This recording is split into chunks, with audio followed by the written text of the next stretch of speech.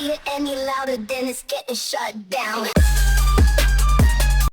My name is Waffles, and I'm a government whistleblower turned political commentator, and this is the last 24 hours in the news.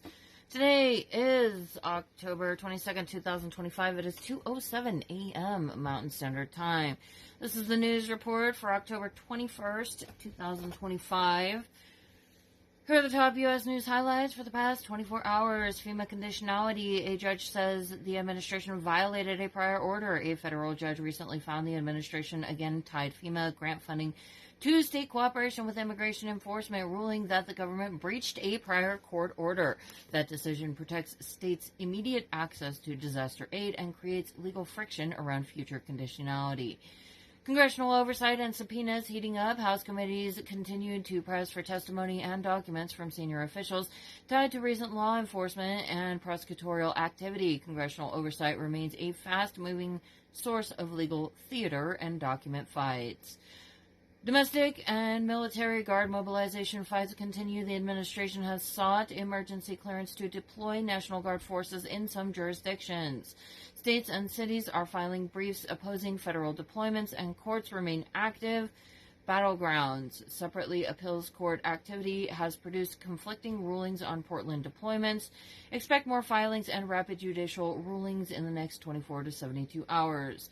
Offshore kinetic activity with domestic political fallout. Recent U.S. strikes on vessels near Venezuela continue to draw domestic legal and diplomatic scrutiny. Rights groups and lawmakers are demanding legal justifications and memos describing authority and oversight.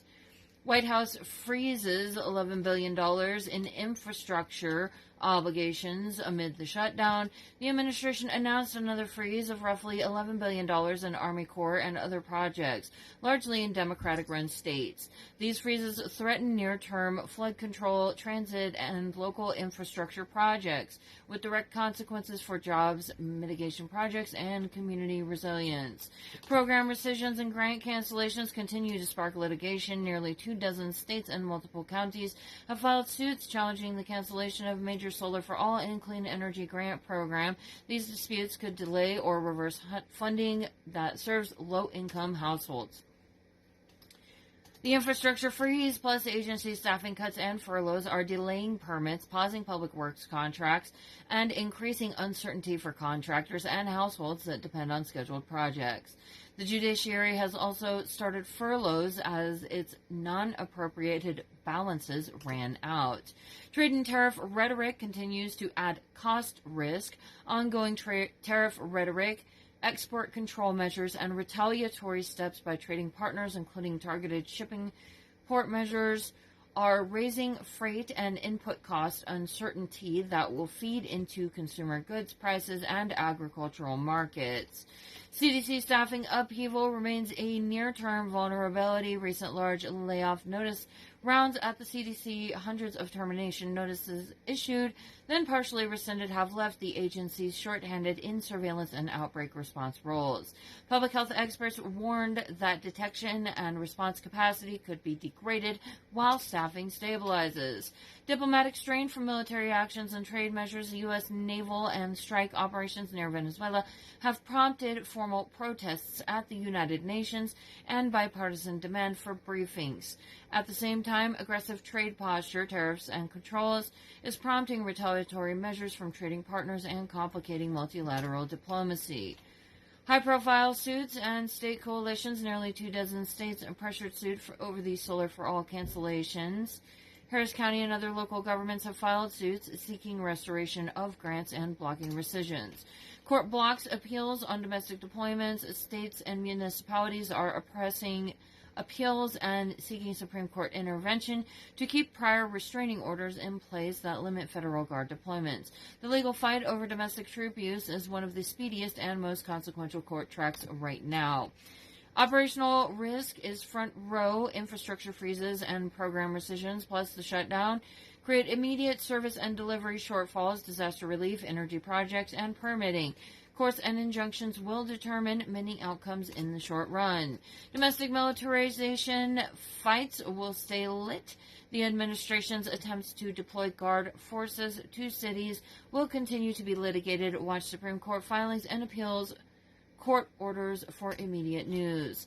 Public health vigilance needed. CDC staffing uncertainty raises the prospect that a new outbreak or event would face degraded federal surge capacity. The Pentagon has issued a new memo dated October 15th directing staff not to communicate with Congress without prior departmental clearance, a notable governance shift. Donald Trump administration announced that Trump will not meet with Democratic leaders on the government shutdown until the government reopens. No vote when Republicans are on vacation. Here are 5 fresh news leads from the past few hours. Donald Trump refuses meeting with Democrats until the government reopens. The president said he will not meet with top Democratic leaders over the shutdown unless the federal government is first reopened, a move that underscores a deep political standoff over funding and health care subsidies. Approval rating for Trump edges up despite blame over the shutdown. A recent Reuters Ipsos poll shows Trump's approval at 42%, up 2 points, even though most Americans blame Republicans rather than Democrats for continuing the shutdown. Administration plans to distribute billions in farm aid amid shutdown. The United States Department of Agriculture announced it will move ahead with billions of dollars in aid for farmers, despite the shutdown signaling selective continuity of key programs amid broader paralysis. State of Arizona sues the U.S. House of Representatives over delay in swearing in newly elected Democrat. The lawsuit argues that the delay in swearing in Representative-elect Alita Grajava violates state rights and delays her ability to participate in Congress, adding another line of legal conflict involving governance and access. Trump nominee for federal watchdog role withdraws amid pushback. The administration's nominee to lead a major federal oversight agency, Paul Ingracia, dropped out after facing Republican resistance, raising questions about oversight capacity and institutional power in federal governance. Federal data blackout grows as shutdown drags on. Major economic indicators from the Bureau of Labor Statistics, Bureau of Economic Analysis, and the Census Bureau have been halted during the shutdown, stalling near-term transparency at a moment when investors and policymakers are closely watching jobs, inflation, and growth. U.S. considers tariffs on Colombia over drug policy disagreements. The Trump administration threatened steep new tariffs and the suspension of aid to Colombia over its drug policy enforcement, an abrupt shift in a long-standing ally relationship. Nomination collapsed. Trump's choice to lead federal watchdog withdraws amid backlash. That would be Paul Ingracia. Aid for U.S. farmers will resume despite the shutdown. UN experts label the United States maritime strikes near Venezuela as extrajudicial executions. A group of independent UN human rights experts said recent U.S. strikes on suspected drug trafficking vessels in international waters violate international law. Trump says he spoke with Indian Prime Minister Modi about trade and oil purchases. Trump announced a call with Narendra Modi focused largely on trade and India's commitment to limit Russian oil purchases. Chicago immigration enforcement raid in major photo series. Federal agents' large-scale detention operation in Chicago flagged concerns about federal enforcement action impacting local communities and civil liberties questions. Stakeholder litigation risk increases with delayed infrastructure spending. The withholding of billions in project funds due to the shutdown has intensified legal risk for contractors, states, and municipalities expecting federal funding. Combined context from shutdown and freeze announcements. Policy freeze and permit delays mounting under the federal funding gap. The shutdown's knock-on effect is producing real delays in permits, federal reviews, and project commencements, creating timing risk for many states and localities. Increasing political risk premium in Latin America and U.S. trade drug tactics evolve. The shifting U.S. use of tariffs, aid, and military drug policy levers in Latin America, e.g. Colombia, is signaling a broader policy shift with economic and diplomatic spillovers. The S&P 500 today closed at $671, essentially unchanged from the prior close. Dow Jones closed at $469.22, up about 0.46%. Invesco QQQ Trust Series 1 closed at $611.38, modestly down 0.04%.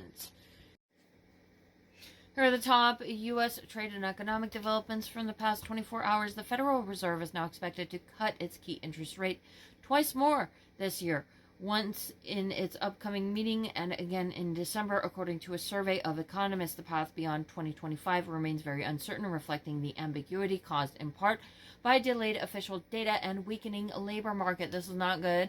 It's going to drive people into debt and further damage the economy. The Nasdaq stock market reported strong third quarter results with trading volume growth and a robust IPO pipeline, despite the federal government shutdown signaling resilience in capital markets. Amid macro uncertainty, the U.S. economy remains resilient, supported by solid fundamentals, but economic symbols are mixed, CEO Adina Friedman said. President Donald Trump threatened steep tariffs on Colombia in reaction to its drug policy stance, signaling a major shift in trade and aid diplomacy toward punitive tariff-based enforcement, a move that could reshape economic ties, hit legal exports like coffee, flowers, and avocados, and raise trade risk. Market commentary noted that U.S. stock indices ended the session mixed, with the Dow up 0.5%, and the S&P essentially flat, the Nasdaq slightly down amid investor caution over the government shutdown, earnings season, and tariff ambiguity. The shutdown has delayed key economic data, underscoring the challenge facing markets and policymakers. The administration's continued use of tariffs and export control threats, plus muted economic signals, are feeding into a narrative of policy risk being as significant as fundamental weakness, which could increase input costs, raise uncertainty for businesses, and keep growth prospects more constrained than surface figures suggest. And remember, kids, the stock market is not the economy. Just because the S&P 500 or Dow Jones might be performing does not mean that wages are growing, jobs are secure, inflation is under control, or that people are thriving. And here's the upcoming hazardous weather outlook for the next few days. Northeast and mid-Atlantic, a coastal low remains off the northeast and is producing gusty winds and scattered rainfall. Gusts up to 45 to 50 miles an hour are along the New England coast tonight. This is for northeast and mid-Atlantic. And early tomorrow, posing risk of downed tree limbs and localized power outages. Showers will taper midweek. No major severe weather threat is identified for this region for the next 48 hours. Southeast, a weak frontal boundary is draped across the southeast, Georgia into Florida, bringing scattered showers and isolated thunderstorms. Heavy rainfall is possible in poor drainage and low-lying zones, raising localized flooding risk. Thunderstorm wind gust risk is low, but cannot be ruled out. Expect improvement later this week. No widespread severe conditions currently forecast. Central U.S. plains and Midwest, in the central and southern plains, e.g. Texas and Oklahoma, dry air and breezy conditions are elevating fire weather risk for at least the next 24 to 48 hours. Low humidity plus gusty northwest winds equals elevated wildfire potential. NWS Denver Boulder forecast zone.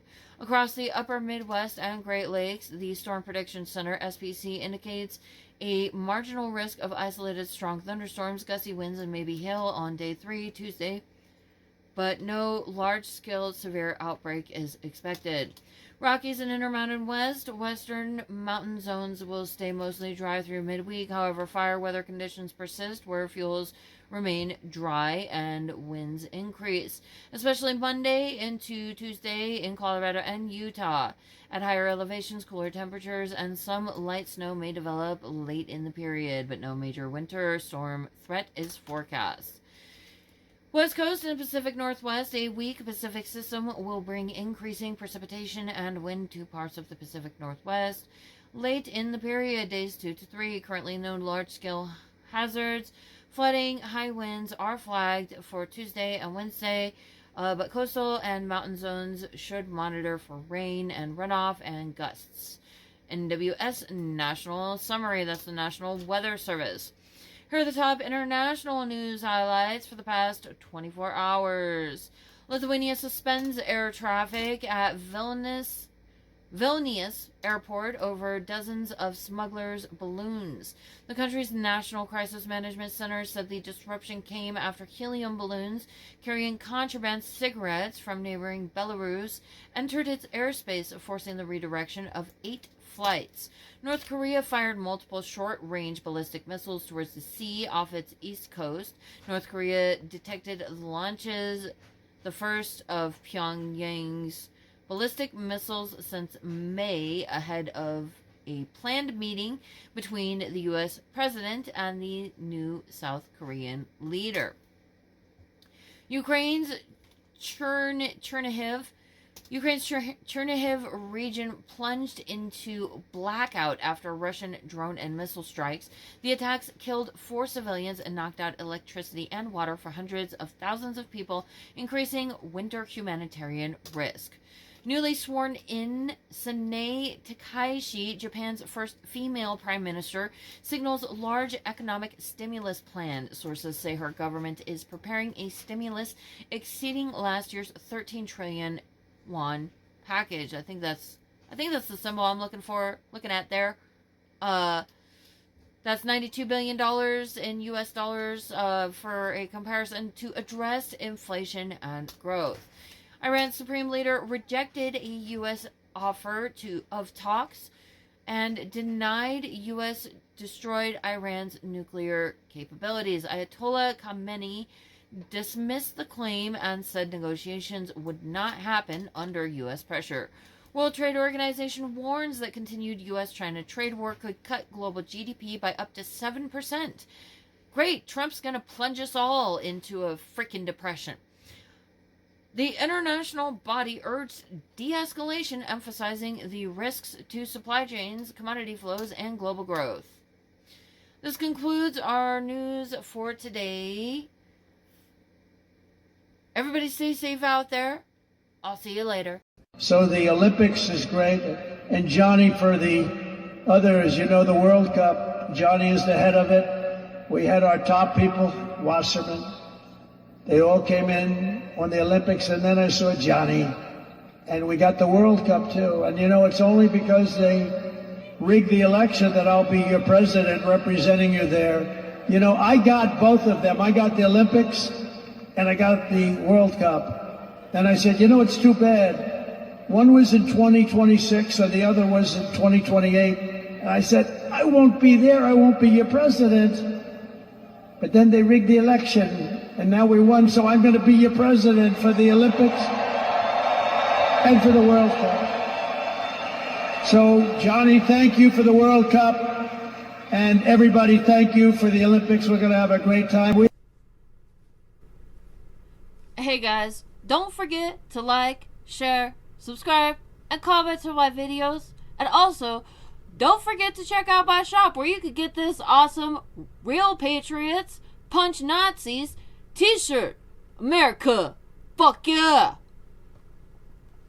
And if you go to the link tree in my bio on most platforms, it's got links to everything, all of my stuff. You can find my shop there. I'm on eBay. You can also get this cool Exterminate MAGA sticker, because MAGA's fucking cockroaches. And fuck MAGA, abolish MAGA, fuck you MAGA.